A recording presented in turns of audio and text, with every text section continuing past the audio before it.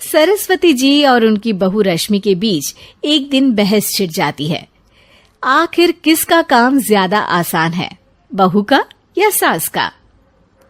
माँ जी, सास को काम ही क्या है, आपके सारे काम उंगलियों पे तो हो जाते हैं। कुछ भी। हाँ, हिसाब तो उंगलियों पे ही हो जाता है ना।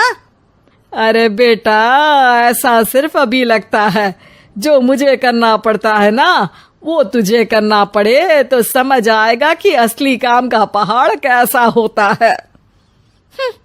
ठेले बराबर वजन भी नहीं है आपके काम में, और बात पहाड़ों के वजन की कर रही हैं आप। तू ऐसा करती ही क्या है घर में बेटा, ये तो बता मुझे। मैं थोड़ी ना कुछ करती हूँ, सब जादू से हो रहा है इस घर में। अरे एक दिन मेरा काम करोगी तो समझ आएगा। Okay okay, shut up. कल से मैं घर के काम करूंगी और तू मेरी जगह हर चीज का हिसाब रखना, ठीक है? ठीक है, ये भी कर लेते हैं। ये सास बहू की डील के बारे में रश्मि के पति अमन को नहीं पता था और ना ही अमन के पिताजी सुरेश जी को। पर गेहूं के साथ साथ जैसे घुन भी पिस जाता है, ये दोनों भी पीसने वाले थे। सुबह अमन उठकर रेडी होता है ऑफिस जाने के लिए, तो पता है उसके कपड़े नहीं निकले हुए हैं। अरे रश्मि, तुमने मेरे कपड़े नहीं निकाले? अपनी माँ से पूछो ना, उन्हीं का काम है ये। अमन अपनी माँ के पास जाता है। अब मेरे कपड़े आज आप देने वाले हो क्या माँ?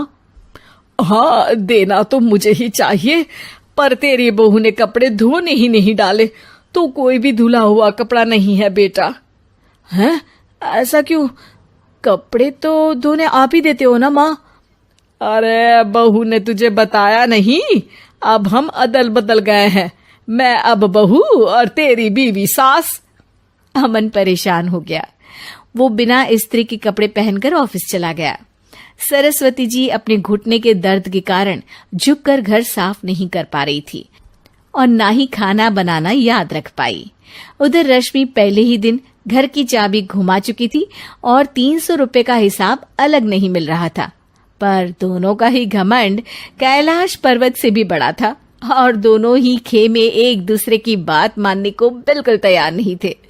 शाम को जब सुरेश जी और अमन खाना खाने बैठते हैं तो सरस्वती जी उनके सामने गाजर और पपीते लाकर रख देती हैं।